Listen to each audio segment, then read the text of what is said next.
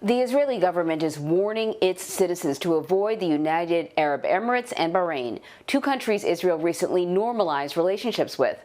The travel advisory comes as Iran threatens to attack Israeli targets in response to the assassination of Iran's chief nuclear scientist. Iran blames Israel for killing the scientist. And as the world waits to see if Iran will seek revenge, the big question is, will Iran accelerate its nuclear program or wait to see what President-elect Biden does in 2021?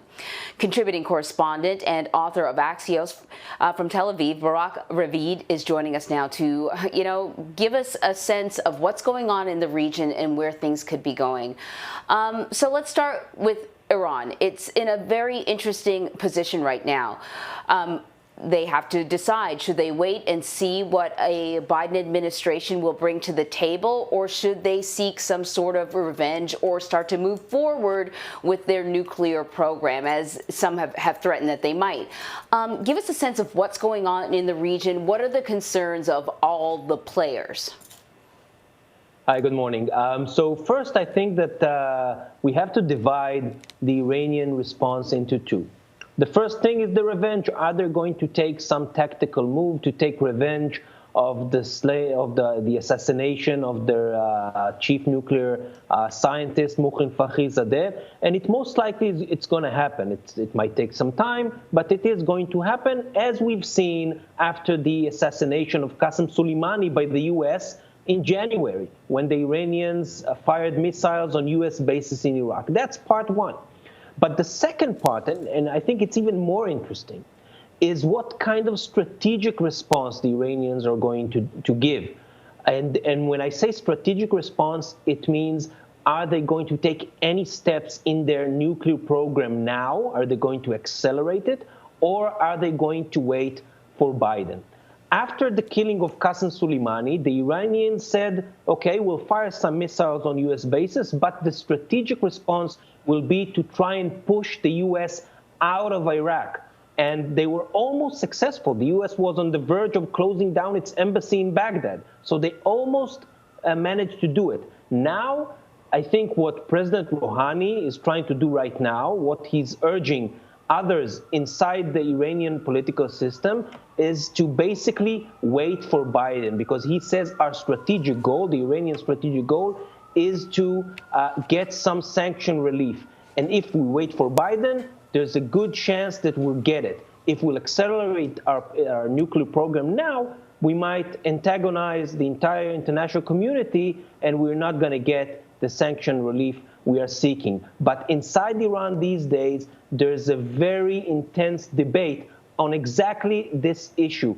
The Iranian parliament just the other day passed a bill that calls on the government to accelerate the nuclear program and to basically kick out UN inspectors out of Iran. This bill is non-binding for now, and the Iranian government doesn't have to implement it. But it just shows you what kind of intense debate inside Iran there is about what to do with the nuclear program right now.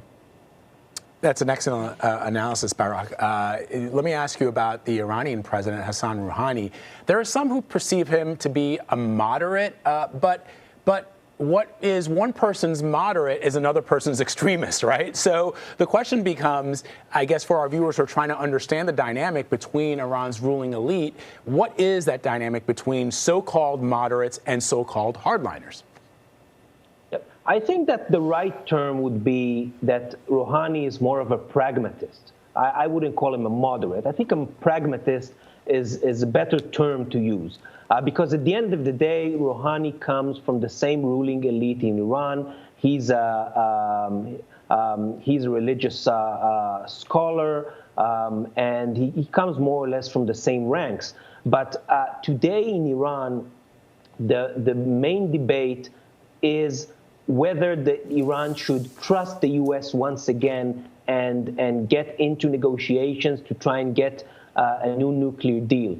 Because what the Iranian Supreme Leader Ali Khamenei is saying is that basically, I told you so, we signed the deal with the Obama administration, the Obama administration left, the Trump administration came, canceled the deal, withdrew from the deal, basically. So this is a further proof that we cannot trust the U.S. And what Rouhani is saying is that regardless of the fact that Trump withdrew from the deal, there is a chance now with Biden to resume the deal, to go back to its basic terms, and to maybe try again and get sanction relief in order to boost the Iranian economy once again. So soon the ball is going to be in Joe Biden's court, though. And I've heard sort of like two assessments of what the Trump administration is leaving the next administration. And you've alluded to that somewhat in your first answer, that some have said, well, by pulling out of the nuclear deal, Iran basically has nothing to encourage them to maintain their side of the bargain, so they might as well move forward with their nuclear program, whether it's, sort of under the cloak of darkness or in a way that we can all see what's happening. On the flip side, the argument has been, well, the Trump administration's implementation of such crippling sanctions has put Joe Biden in an advantageous position, because now anything he returns to, any sort of scaling back of the sanctions will be a positive move forward in terms of the relationship with Iran. What does Iran want to see from a Joe Biden administration moving forward? Well, on the one hand, the Trump administration's maximum pressure campaign does give Joe Biden a lot of leverage to start with.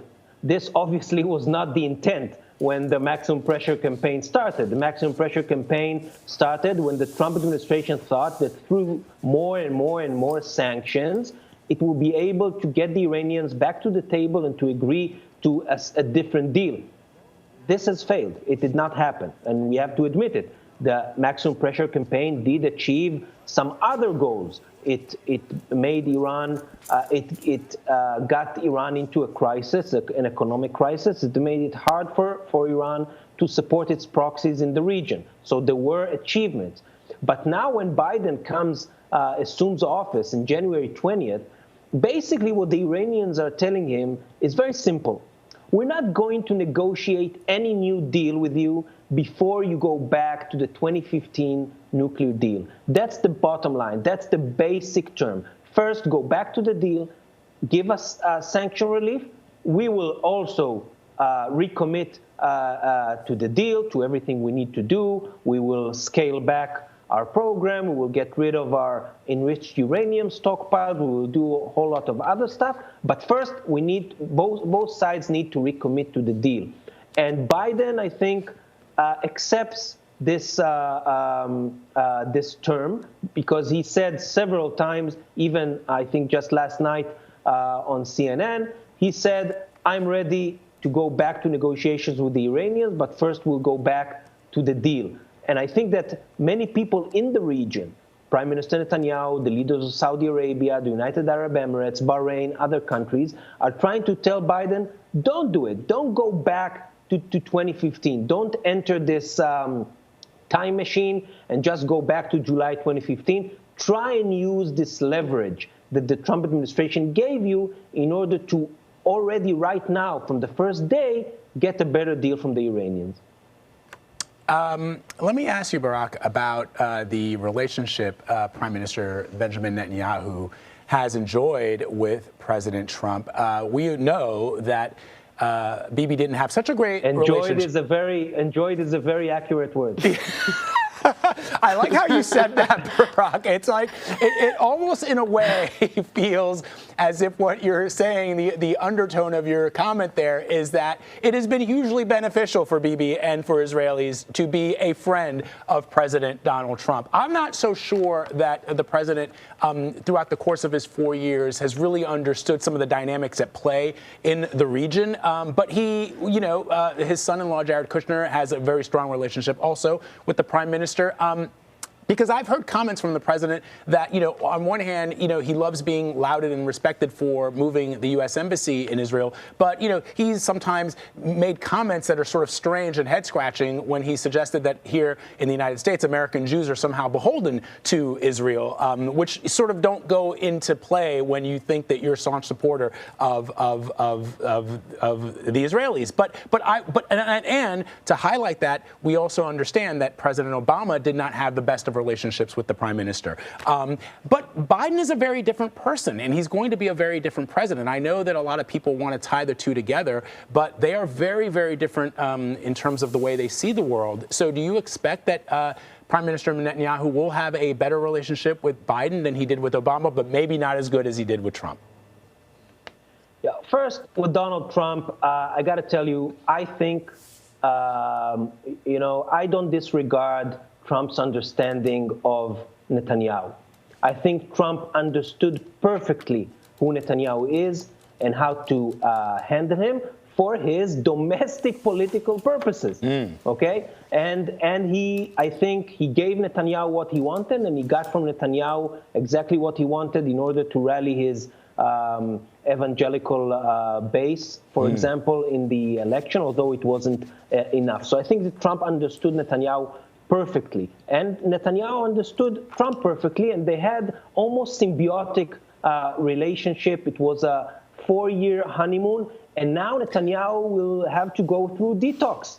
It's exactly that. No, really, I think this is the situation. Just think about it. If you're a prime minister of a different country, and you know that you have a direct line for the president of the United States, you know that the president of the United States helps you every time when you need him to do something in order to help you in your domestic politics. And all of a sudden, this is gone. And you have a president from a party that you basically wrote off several years ago. And now, not only that Netanyahu needs to build relationships with Joe Biden, they've known each other for, 30 years. It's not that they don't know each other. But Netanyahu needs to build trust again with the whole Democratic Party. And there he's in a very, very, very big deficit.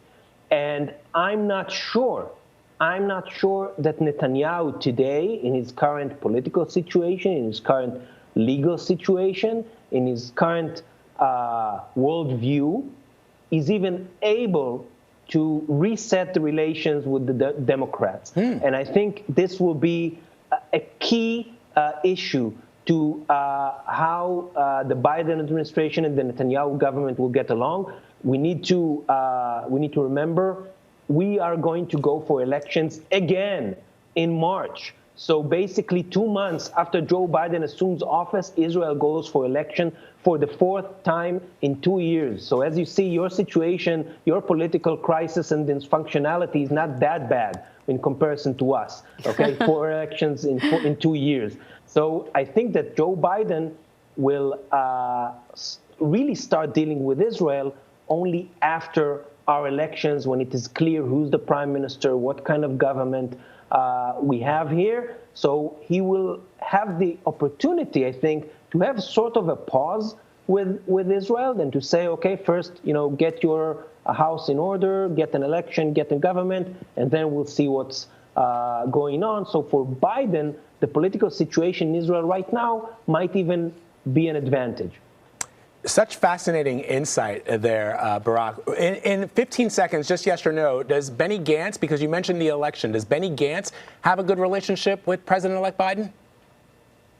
Benny Gantz's history, his political history, he became totally irrelevant in our politics. It will take a miracle. Even a miracle won't help in this case. There is no chance that Benny Gantz will have any relationship with Joe Biden. Fascinating. Love having your insight, Barak. Thank you so much for spending some time with us. You. This was really informative. We appreciate it.